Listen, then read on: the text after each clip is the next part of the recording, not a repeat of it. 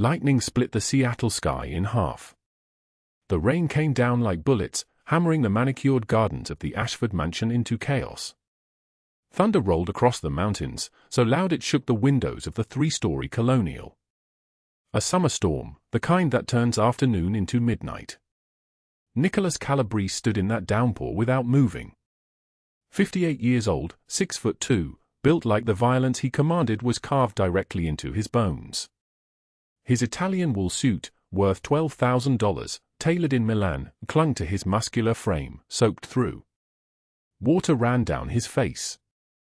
His dark eyes, storm gray at the edges, stared at the small body on the wet grass. Emma. 6 years old. His granddaughter. The only light left in a world he had built from blood and shadows. Her lips were turning blue. Bruno and Pietro stood frozen 10 feet away, their phones in their hands, their faces the color of chalk. These were men who had seen things. Men who had pulled triggers without hesitation. Men who had buried bodies in concrete. But neither of them moved toward the child gasping for air on the grass. The ambulance is 12 minutes out, Bruno's voice cracked. They said. 12 minutes, Nicholas repeated, the words like a curse. Like a death sentence. Emma's small chest was not rising. Her body lay motionless, her pale blonde hair spreading across the grass like spilled gold. One of her tiny shoes had come loose. It lay 3 feet away in a puddle. The rain fell harder. Then a door burst open from the mansion. She came running into the storm in bare feet and a threadbare pajama set, the cotton so thin you could see through it. Aria Hartley, 27 years old but looking a decade older from 3 years of sleeping in a converted closet and raising a child that was not hers. Her dark hair plastered to her face. Her calloused hands, the hands of someone who scrubbed other people's floors for minimum wage, already reaching toward Emma. She dropped to her knees without hesitation. Come on, sweetheart, stay with me, her voice cut through the thunder, steady as a blade. I've got you. Her hands, small, scarred at the knuckles, trembling, moved across Emma's chest. She tilted the child's head back. She opened that small mouth. She breathed into it, her own breath mingling with the rain falling from above. 1, 2, 3 compressions on the child's breastbone, her rhythm perfect, the kind of rhythm that comes from training but also from something deeper. From a refusal to let go. Nicholas watched her work. He watched the rain stream down her face. He watched her mouth the words, "Come on, Emma, come back to me," and something in his chest cracked open like the sky above them. He had spent 30 years building an empire from ruthlessness. 30 years teaching himself that power required coldness. That love was a weapon used against you. That attachment meant death.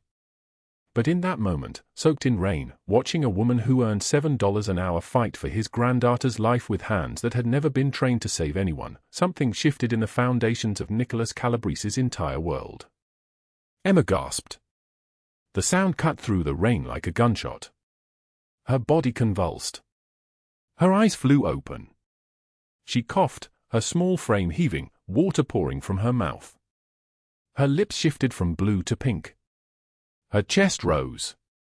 Fell. Rose again. She was breathing. Aria did not stop. She kept her hands on the child's back, kept her body curled around Emma's, kept murmuring, that's it, you're okay, even though her voice was breaking. Even though tears were streaming down her face that had nothing to do with the rain. Bruno's phone was at his ear. She's breathing. The child is breathing. Send that ambulance now. The siren started in the distance, growing louder, cutting through the storm. Red and white lights began flashing across the garden, turning everything the color of blood and bone. Nicholas stood motionless in the rain, watching the nanny hold his granddaughter.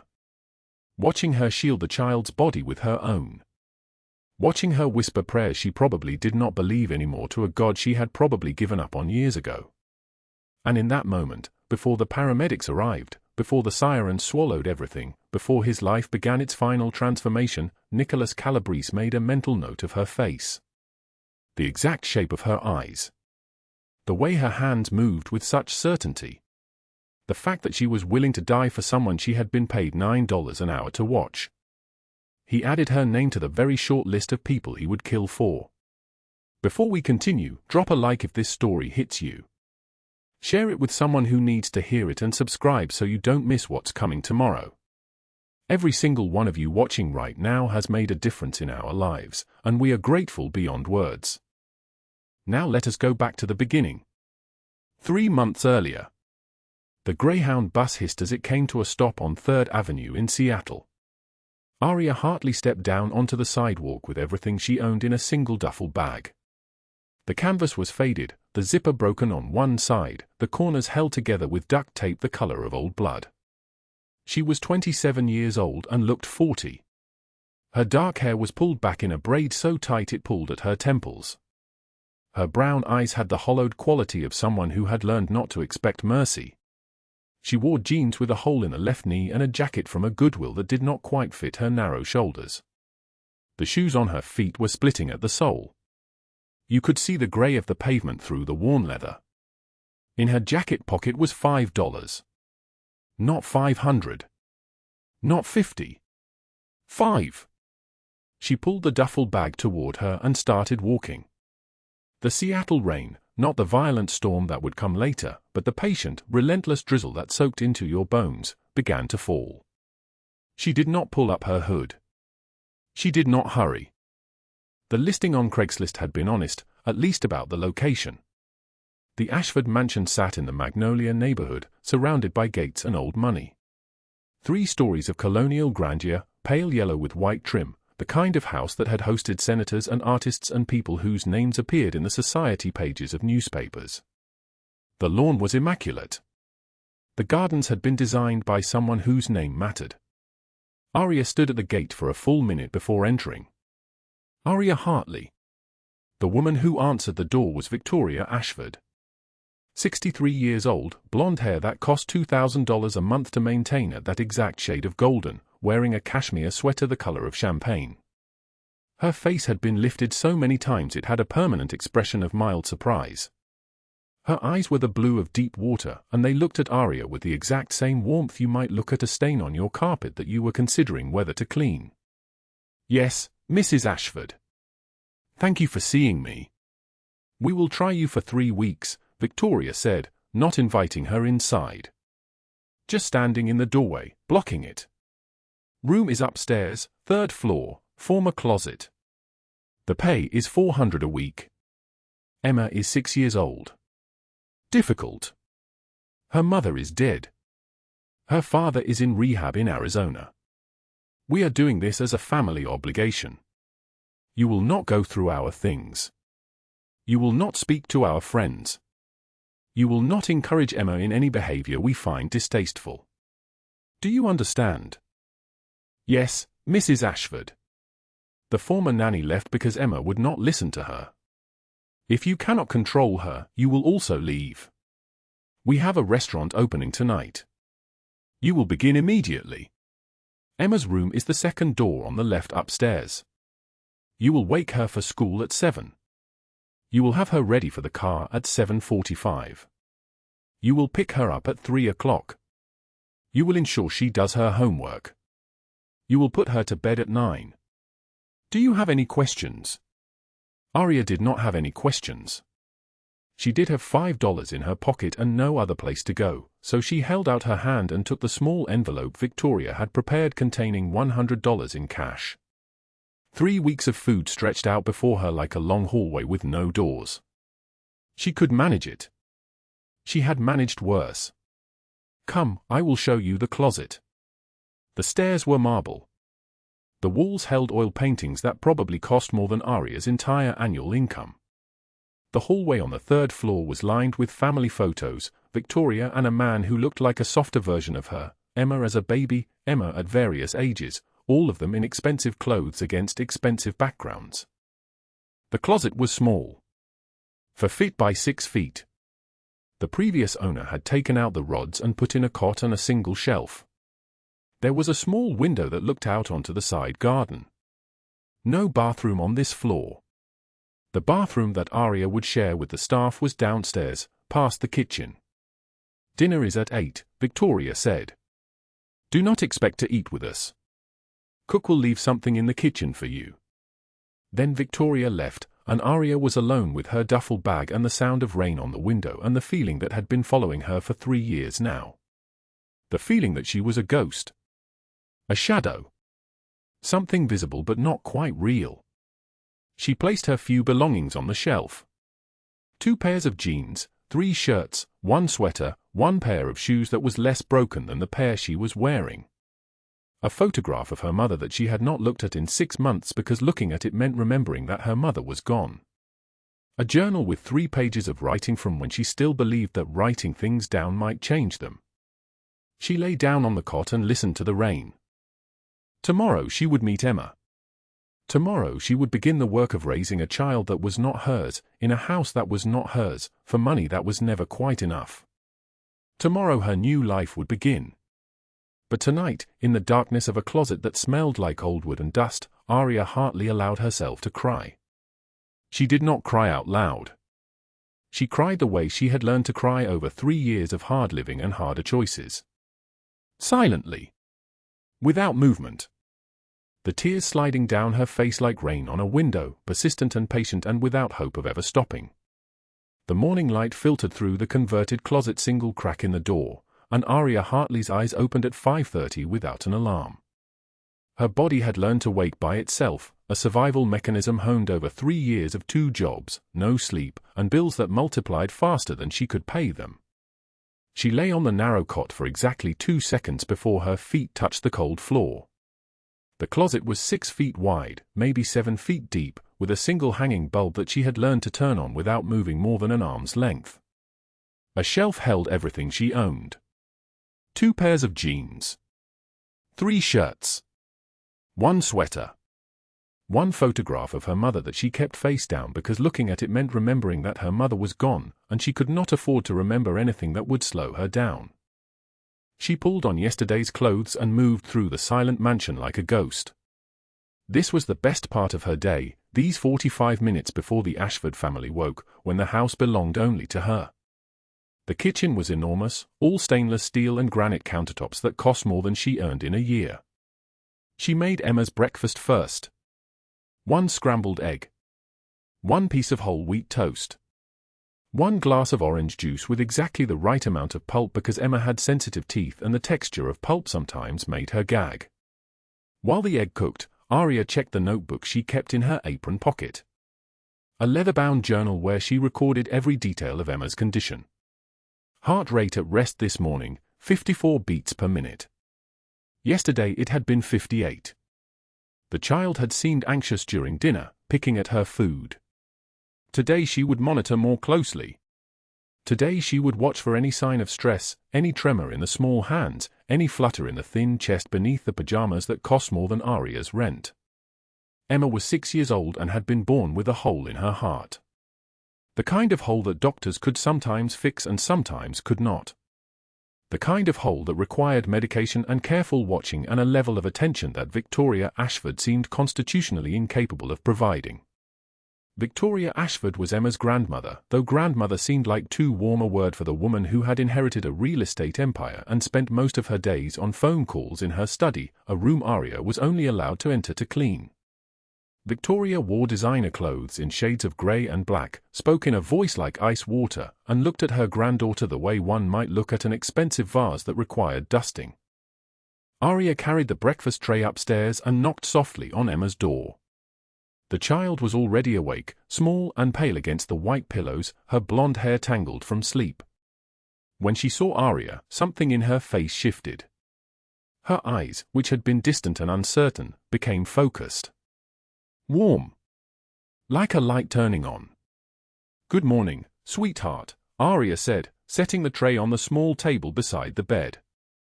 "How is your heart today?" This was their ritual. Arya would ask, and Emma would put her small hand over her chest and tell Arya what she felt there. It was not medically precise, but it was honest in a way that medical readings sometimes were not. "It feels like it's running," Emma said. "Like I'm scared even though I'm not." Arya sat on the edge of the bed and took Emma's pulse without Emma knowing she was doing it. 62 beats per minute. Elevated but not concerning. The anxiety Emma was feeling was the kind that small children felt when they sensed the tension in the house, the weight of things unspoken. Arya made a note in her journal and smiled down at the child. "Your heart is strong," she said. "Eat your breakfast now. We have school in 1 hour." Emma reached for Arya's hand. Not her breakfast. Not her orange juice. Just Arya's hand, small fingers wrapping around larger ones, a grip that said everything about what this child needed and what she was not getting from the only blood relative she had left. The drive to Rosewood Academy was 15 minutes through Seattle traffic, Emma in the back seat with her backpack, Arya at the wheel of the old Honda that had one working windshield wiper and a check engine light that had been illuminated for 6 months. They did not speak during the drive. Emma liked the quiet. She would hum sometimes, small melodies that seemed to calm her, and Arya would listen to those melodies like they were the most important music in the world. At the school gates, Emma unbuckled her seatbelt slowly, as if moving through water. "Will you be here to pick me up?" she asked. "I will always be here to pick you up," Arya said. "Victoria says everyone leaves eventually." Arya felt something catch in her chest. She turned to face the child fully, one hand reaching back to smooth Emma's blonde hair. "I am not everyone," Arya said. "And yes, people leave sometimes.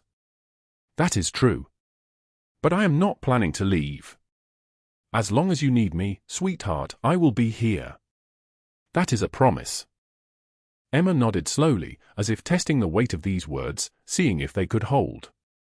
Then she grabbed her backpack and climbed out of the car, and Arya watched her walk toward the school gates with the careful steps of a child who had learned early that the world was fragile and she was more fragile than most. The mansion was empty when Arya returned. Victoria had a tennis appointment. The cook would not arrive until noon. Arya had 5 hours to clean 12 rooms, change 18 bedsheets, dust 72 surfaces, and prepare lunch. She moved through the house in a practiced rhythm. Vacuum the grand hall where dust motes hung in the light like tiny ghosts. Scrub the marble bathroom where Victoria's skincare products cost more than Arya's weekly salary. Polish the silver picture frames in the study, careful not to look at the photographs of Emma's dead parents, careful not to think about how grief had clearly skipped a generation and lodged itself entirely in the child. At 2 o'clock, she counted the money in her pocket. $3.72.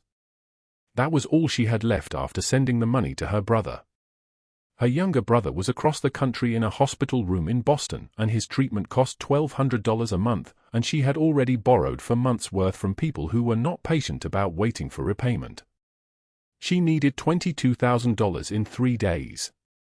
The need of it was a weight she carried constantly, a stone in her chest that made it hard to breathe sometimes.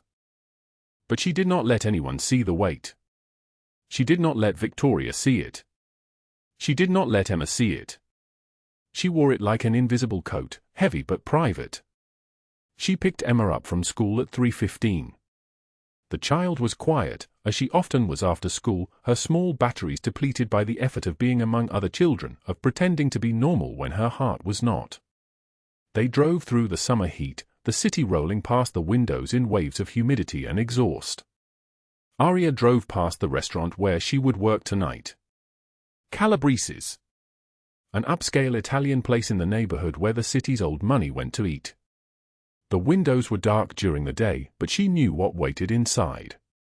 She knew the tables, the soft lighting, the private booths in the back where men with scarred hands and expensive watches came to conduct business. She had started working there 3 months ago. The pay was better than her previous waitressing job, and the tips could be decent when customers were generous. Douglas Hale managed the restaurant, and he was a man built like a wall. 43 years old, slick back hair that he kept dark with dye she could smell on him, a gold watch that caught the light like a warning.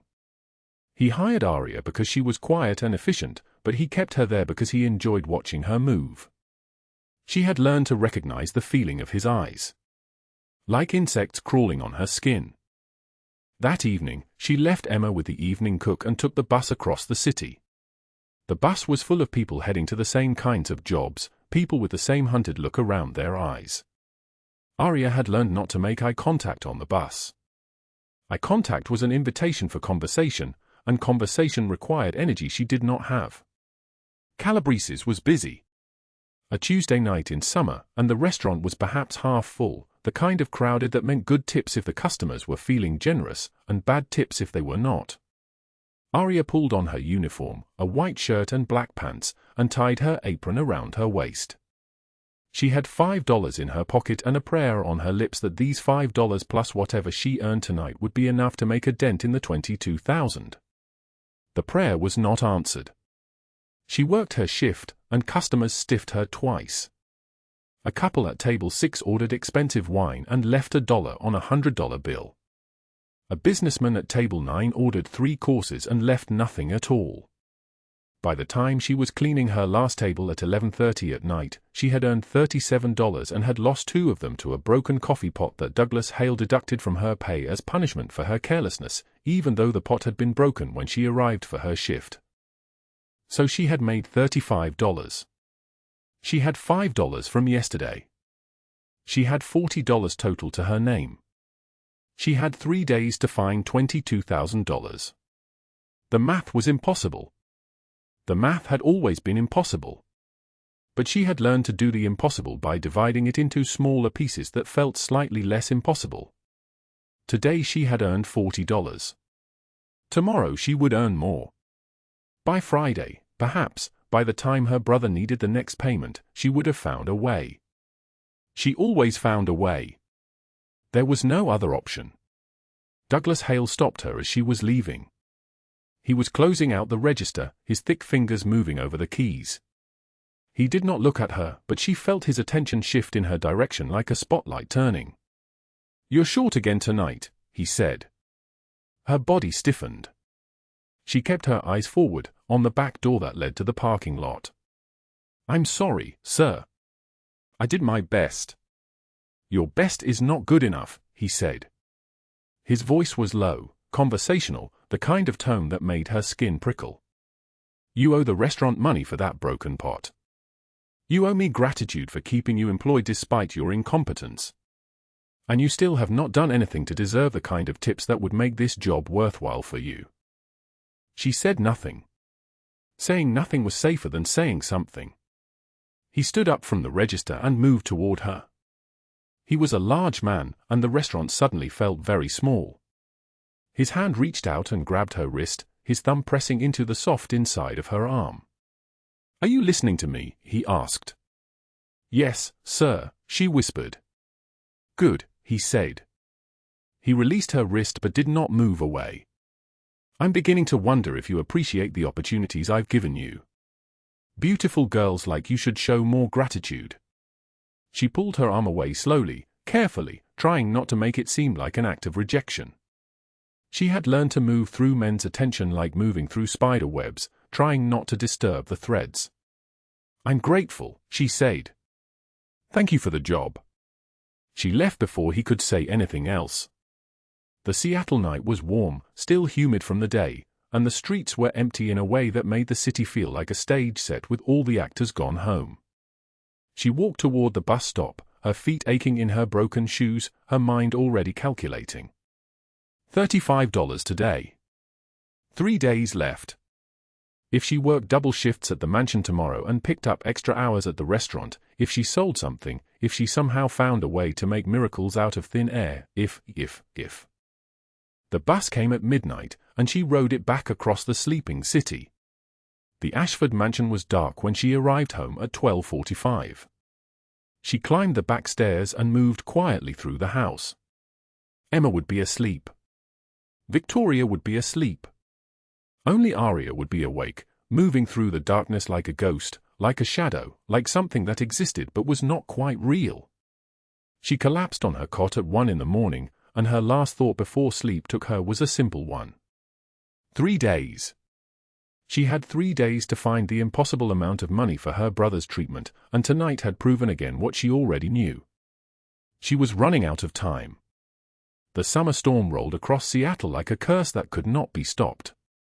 At 8 o'clock in the evening, the sky above the Ashford mansion turned the color of a bruise, deep purple bleeding into charcoal black. The air went still first, that dangerous stillness before violence, and then the wind came, tearing through the gardens, bending the roses sideways, ripping leaves from trees like a blade wrapped in fury. Arya was upstairs in Emma's bedroom, reading from a picture book, when the girl pressed her small hand against her own chest. "My heart is doing the Skippy thing again," Emma said. She was 6 years old, with dark curls and her mother's eyes, and she said this fact the way a child might mention needing a snack, simple, innocent, devastating. Arya's hand moved to Emma's wrist. The pulse was there, too fast, racing like something trapped in a cage. 112 beats per minute. Arya had learned to count them, had learned to read Emma's body like a dangerous language. "Okay, sweetheart. Let's find your medicine." Her voice stayed steady, the way she had taught herself to speak even when her own heart was screaming. "Where did Mommy put it?" "In the bathroom," Emma said. "The purple bottle." Arya carried her downstairs, her mind already moving through the steps she had learned from the cardiologist's nurse. Medication first. Lay her down. Keep her calm. Monitor breathing. Call for help if the episodes did not resolve within 15 minutes. She found the bottle in the upstairs bathroom, measured out the small white tablet, watched Emma swallow it with a sip of water. The girl's hand was cold in hers. By 8:45, the rain began. Not gradually, but all at once, as if someone had inverted the entire sky and poured it down onto the earth. The windows rattled. The gutters began to overflow.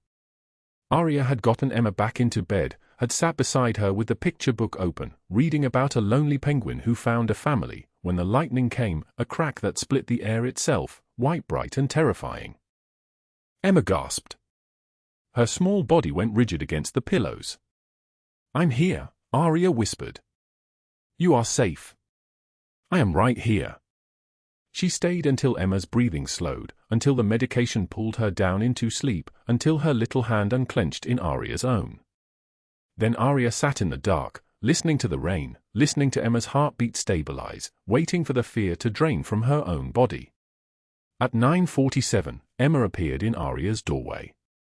The girl was pale, her nightgown soaked through with sweat despite the cold, her breathing shallow and wrong. "I can't breathe right," Emma whispered, and in those 4 words, Arya understood that something had shifted. This was not the usual tightness. This was something worse. "Okay," Arya said, moving instantly. "Let's get you some fresh air. Come with me." She took Emma's hand and led her downstairs, through the dark mansion, out through the French doors onto the garden path. The rain hammered down, cold and violent, soaking through Arya's clothes in seconds.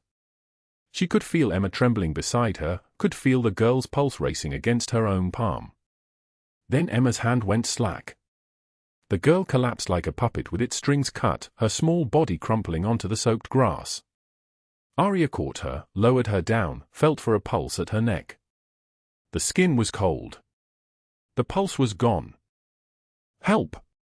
Arya screamed. "Someone help!" The words tore from her throat, raw and desperate. "Someone help us!" The groundskeeper did not hear. The mansion remained dark and silent, indifferent to her screaming. Arya dropped to her knees, her hands shaking so badly she could barely position them.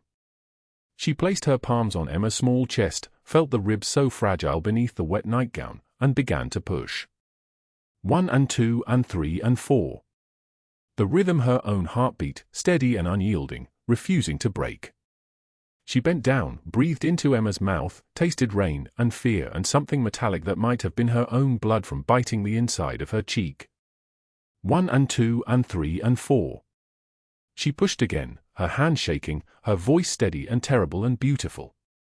1 and 2 and 3 and 4. Come back, Emma. Come back to me.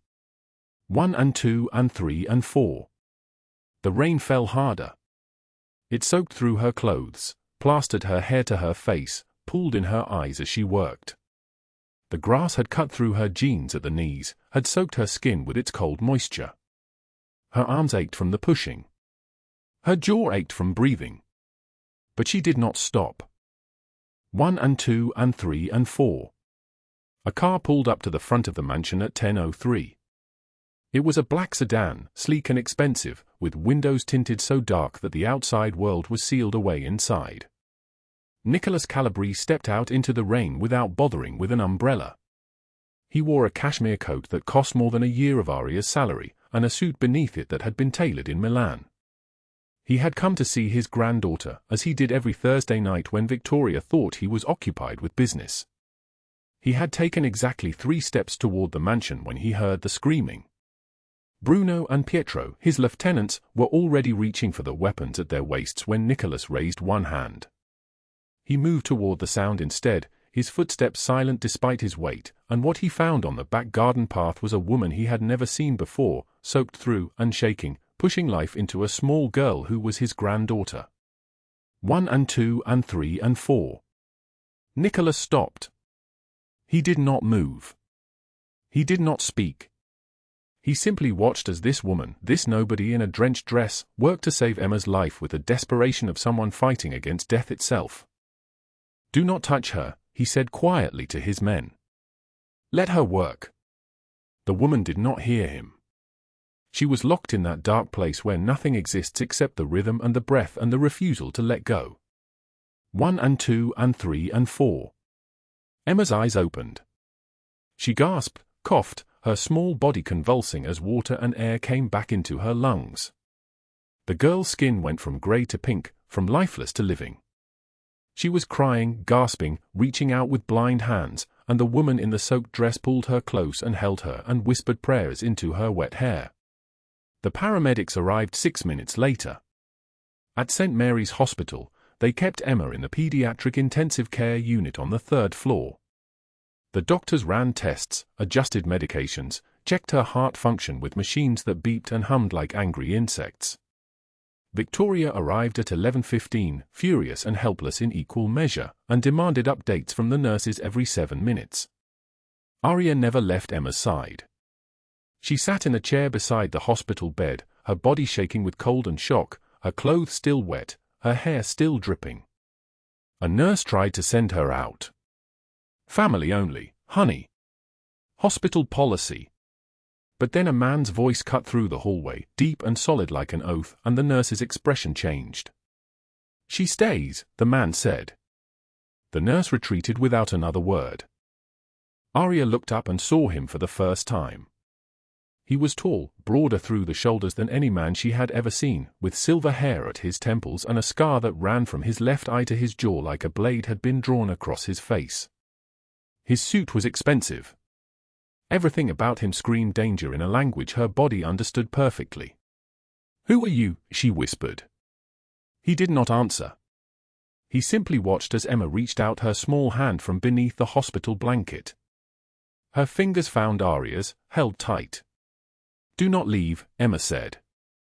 Her voice was so small it barely registered in the room. "I am not leaving," Aria promised. She squeezed the girl's hand. "I am right here." The man, Nicholas, watched this exchange. And in that moment, surrounded by machines and monitors and the smell of antiseptic that could not quite cover the smell of fear, he made a decision that his own mind did not yet understand. Something shifted in his chest, something that had been calcified and dead for 40 years, something that reminded him of a child's hand in his own, a mother's voice telling him to be brave. The sun came up at 6 in the morning. Aria had not slept. She had not eaten. She had simply sat beside Emma, watching the monitor, counting the beats of a heart that refused to stop. When the morning nurse came to check vitals, she took one look at Aria's face and did not need to ask if she had spent the night there. "You should go home," the nurse said, not unkindly. "Get some rest. We will call if anything changes." Aria did not move until Emma's eyes opened and the girl smiled at her. Only then did she lean down and kiss the top of the girl's head and whisper, "I will be back tomorrow, sweetheart. I promise." The Seattle morning was gray and heavy, the sky threatening more rain. Aria walked from the hospital to the bus stop, then to the Calabrese restaurant downtown, where she had to be at her shift at noon. She had 3 hours to dry her clothes, to pull herself together, to become invisible again. She had no idea that Nicholas Calabrese was already setting things in motion. At that same hour, Victoria Ashford sat in the back of a leather booth at the Calabrese restaurant, meeting with a man named Douglas Hale. The manager. The man who skimmed money from the tips and called it profit. The man whose hands had touched her shoulder more times than she could count, whose offers of private conversations had grown more insistent with each passing week. "I need you to do something for me," Victoria said. She slid an envelope across the table. "Cash. Hundreds. The nanny. Aria Hartley. She stole from me. Diamond earrings worth $30,000. Hale's eyes glittered.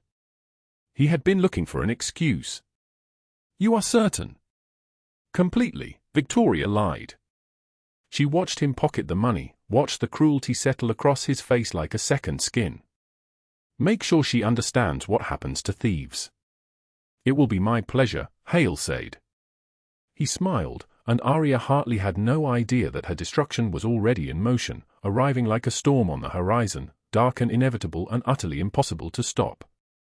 Aria Hartley lay on the cold linoleum floor of Douglas Hale's office, every breath a knife sliding between her ribs. Her left eye was swollen shut, a purple bruise already blooming across her cheekbone like a flower that should never have grown. Handprints wrapped her throat in shades of black and blue, each finger a mark of his rage.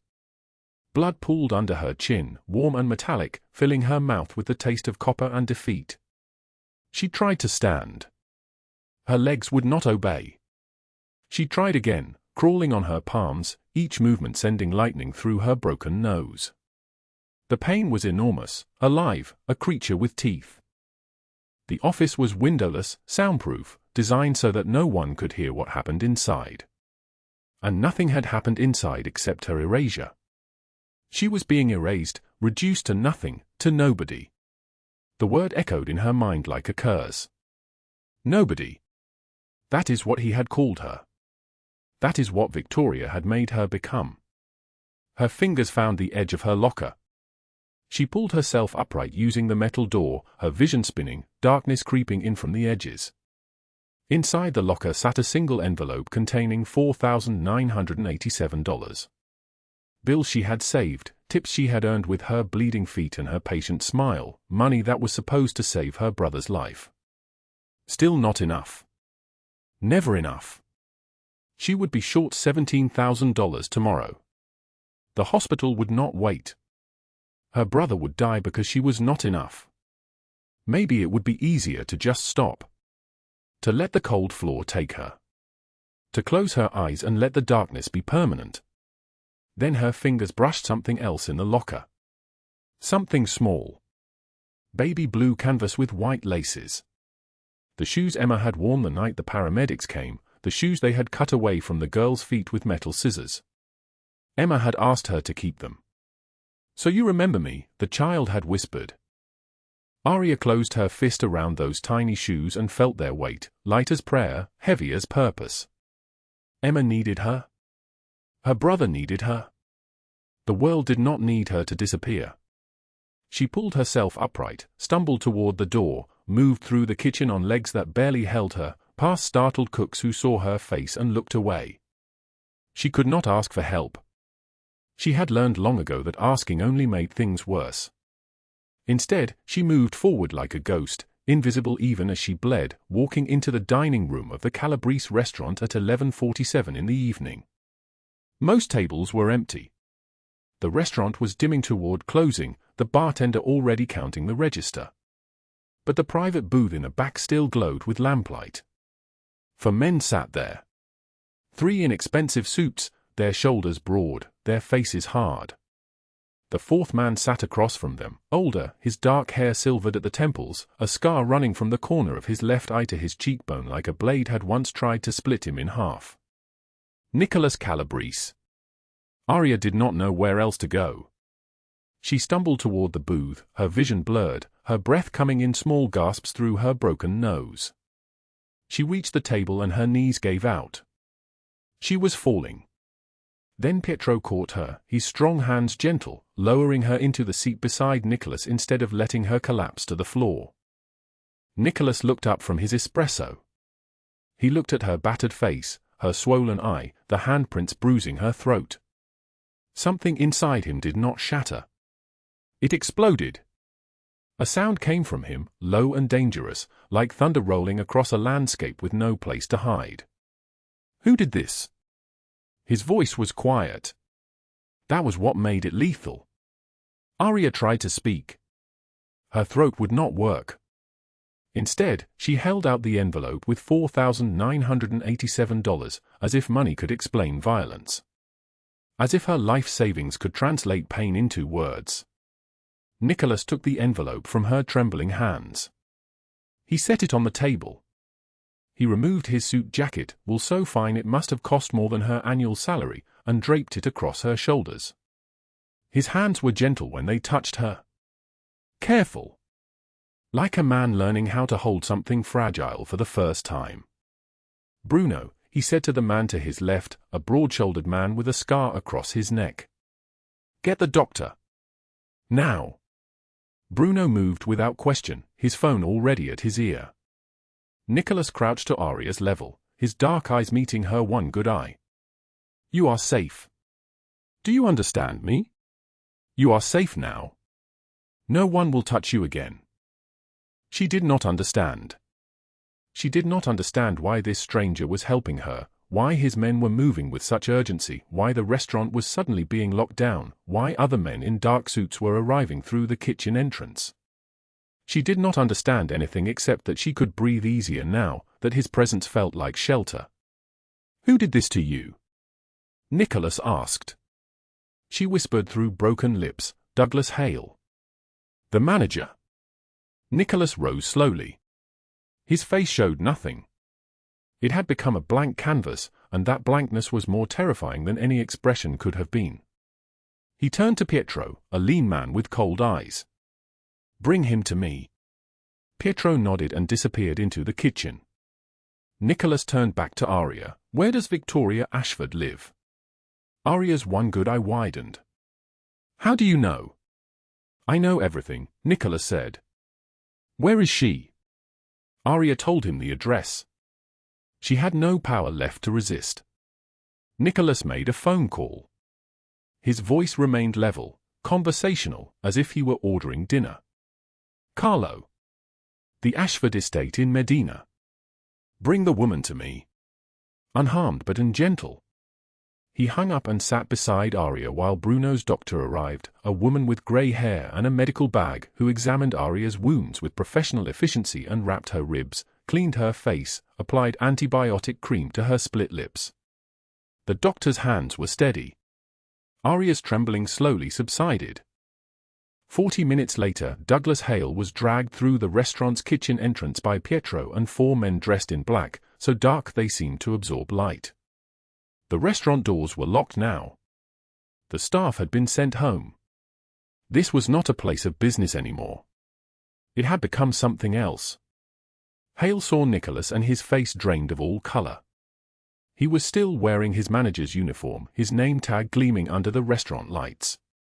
He looked like a man who had just realized he had made a mistake from which no apology could save him. Mr. Calabrese, I did not know. I swear to God, I thought she was just... His words tumbled out like water from a broken pipe.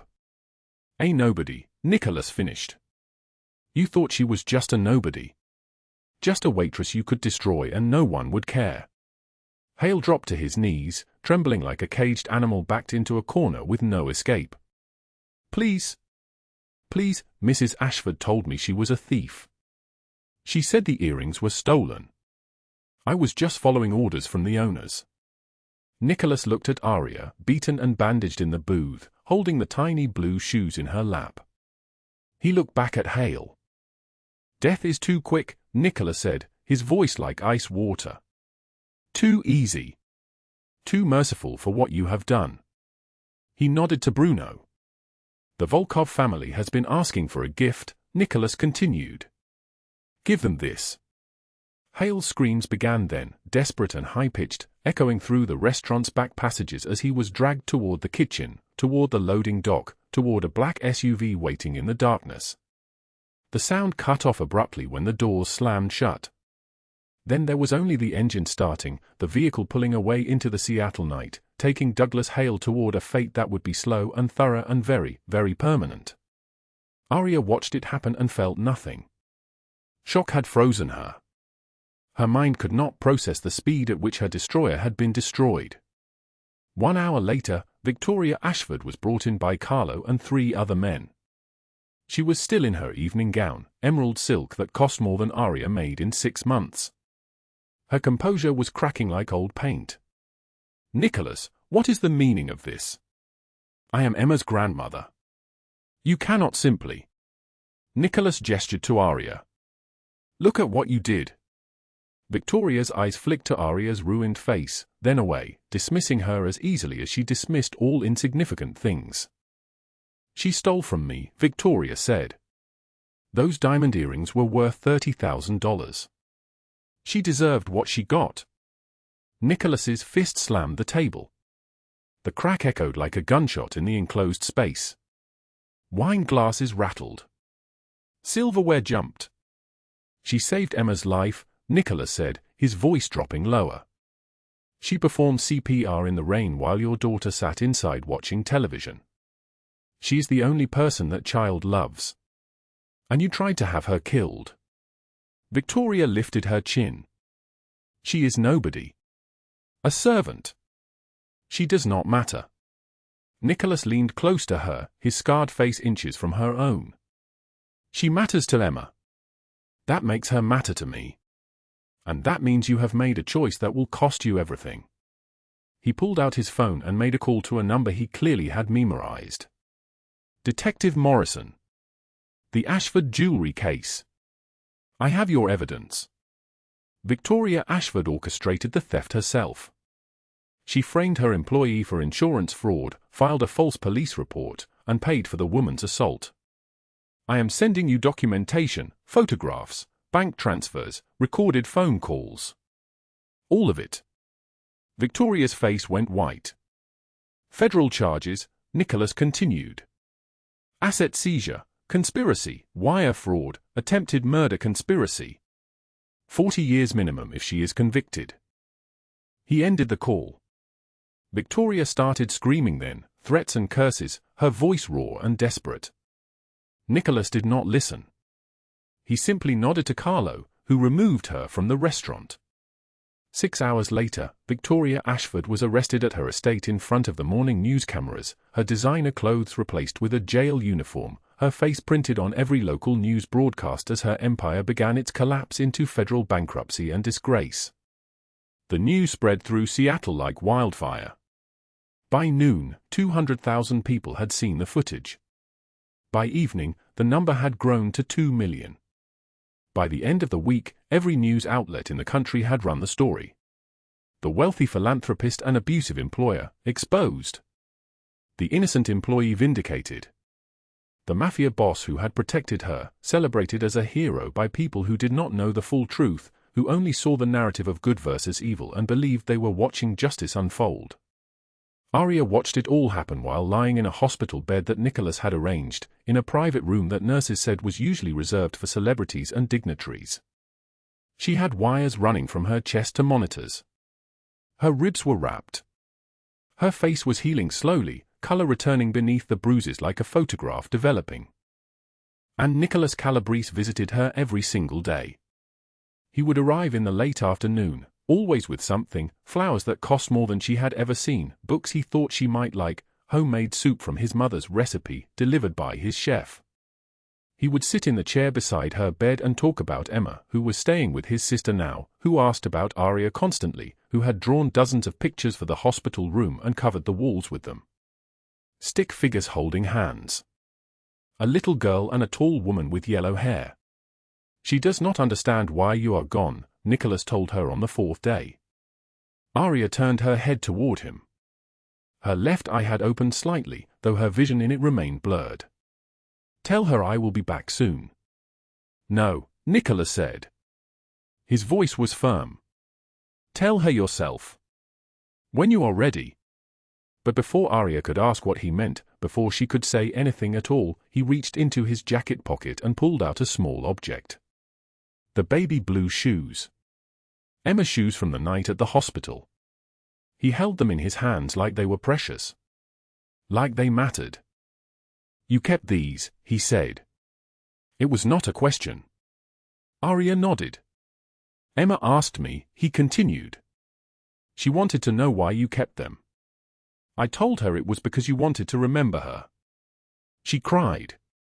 He set the shoes on the nightstand beside Arya's bed, within reach of her trembling hand. "A man can be built from violence," Nicholas said quietly. "He can spend 30 years learning how to destroy. But it takes one moment, one person, one act of selfless courage to teach him what it means to protect." He stood and walked to the window. Outside, Seattle glowed with evening light, the city stretched out below them like a kingdom of tiny lights and endless possibility. "You changed something in me, Arya Hartley," he said.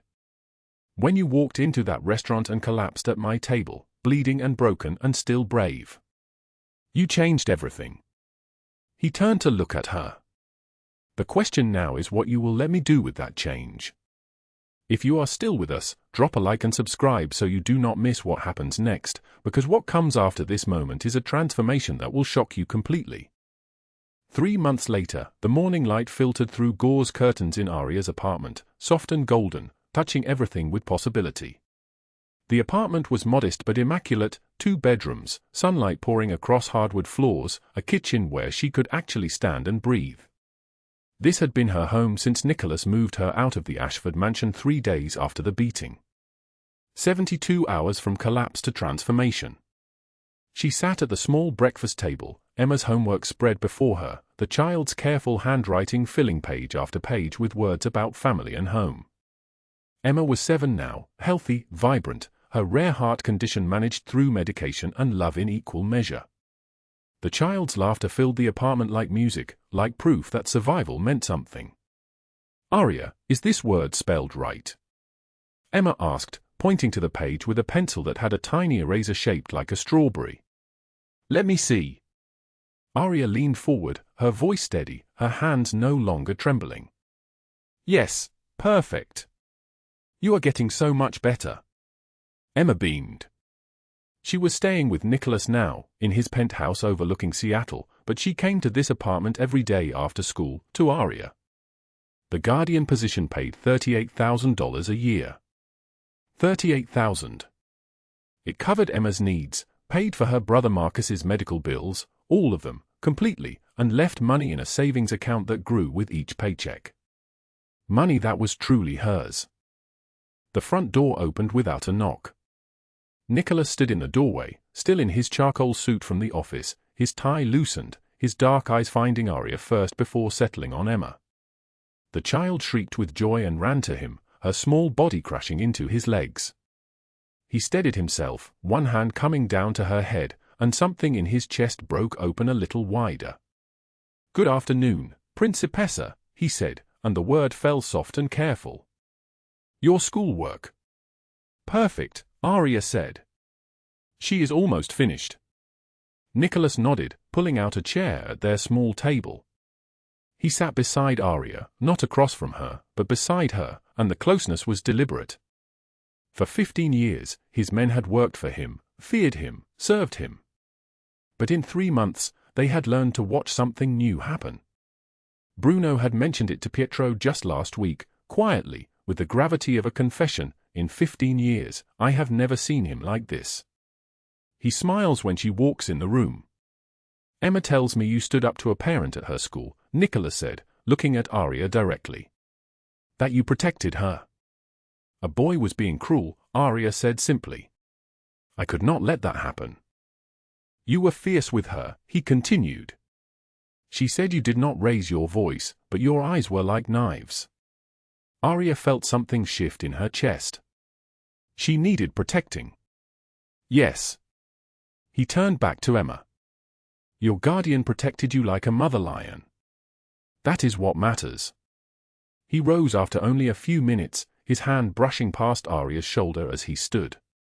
She felt the electricity of it, the intention, the gentleness. Before he left, he set a small wrap box on the table. For you. Inside was a key. A car key, silver and modern. Nicholas, Arya started, but he was already moving toward the door. It is parked outside. Silver sedan. Your choice. You need independence. He paused at the threshold. And Arya? Thank you for caring for what matters to me. The door closed. Arya sat in the silence that followed, holding the key like it was a miracle, like it was proof that the world could change. Emma climbed into her lap and fell asleep there, her breathing evening out against Arya's chest, her small hand gripping Arya's shirt. Outside, somewhere in the Seattle evening, rain began to fall, not a storm, but a gentle kind of rain that washed things clean. 6 months after the beating, the scars on Arya's body had faded to pale lines, barely visible unless you knew to look. The scars on her spirit were healing differently, slower, deeper, but healing nonetheless. She stood in Nicholas's study, the study where she had been brought after her collapse, where she had been cleaned and bandaged and treated like something precious rather than something broken. The room was lined with books. A single window looked out over Seattle's glittering night. On the mahogany desk, there was now a photograph, Nicholas and Emma, laughing together, taken last month at the penthouse. Arya held the baby blue shoes in her hands. Emma's shoes from the hospital, from the night everything changed.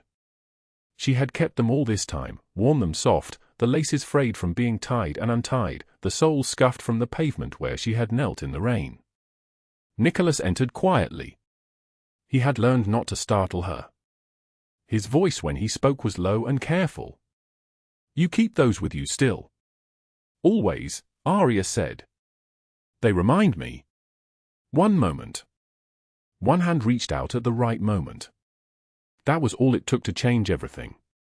He stepped closer, his movements deliberate, giving her space to refuse. Emma asked me why you saved them. I told her it was because you wanted to remember her. She cried. He paused. Not from sadness. From understanding that someone had chosen to remember her. Arya's eyes lifted to his. In the study's lamplight, she could see him clearly now. Not the monster the newspapers called him, not the man the underworld feared. She could see the scars beneath his expensive clothes, the violence that had built him, and the choice, every single day, a choice, to be different. To be gentle with those who deserved gentleness. I was thinking, Nicholas said, about what a man becomes when he spends 30 years learning how to destroy. When violence is the only language he knows, the only tool he has. He sat on the edge of his desk, not towering over her, but level. And then one person walks into his world, broken and bleeding and brave, and teaches him that there is another way.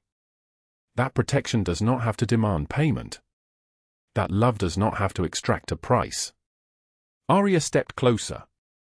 The shoes hung from her hands now, forgotten. I am not afraid of you, she said. His jaw tightened. You should be. But I am not. She was close enough to touch him now.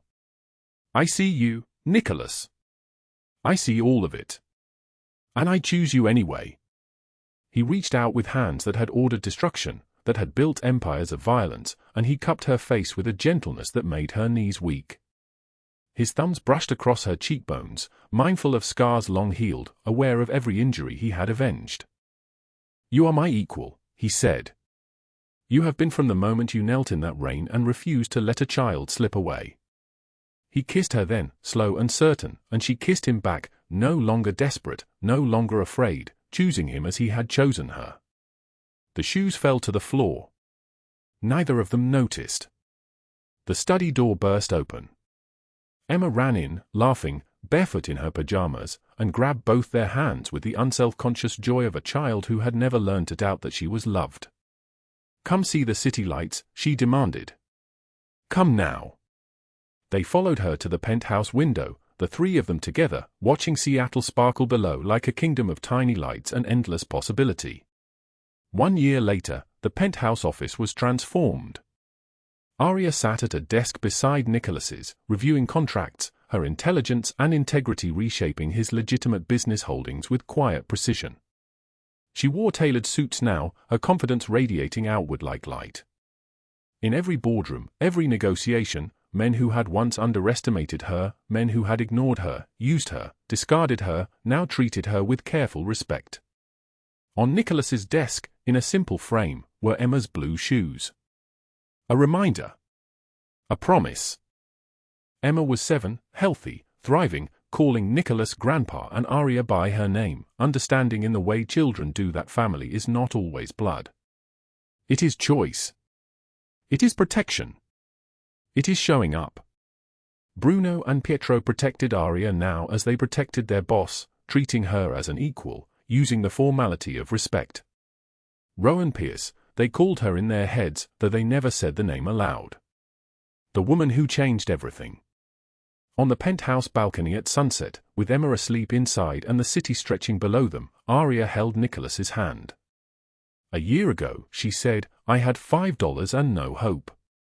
I had nothing. Now I have," she gestured toward the city, toward the life, toward him. "Everything." Nicholas turned to face her, the setting sun turning his dark eyes amber. "A year ago, I had power and no purpose. You gave me both." He paused. "And I loved you. From the moment you were brave enough to be broken in front of me. We gave each other a chance," she whispered. He kissed her forehead. Sometimes one hand reached out at the right moment can change an entire life. The camera pulled back, showing them silhouetted against the burning sky, a family built from survival and choice and relentless love. If this story moved you, hit that like button right now. Share it with someone who needs to remember that their value is not determined by how the world treats them, but by the choices they make in the darkness. Subscribe because tomorrow's story will break you open and put you back together. Drop a comment telling me, have you ever been underestimated? Have you ever been the person who acted when everyone else froze? Your story matters. Every single one of you matters. I will see you in the next one. Thank you for staying with us until the very end.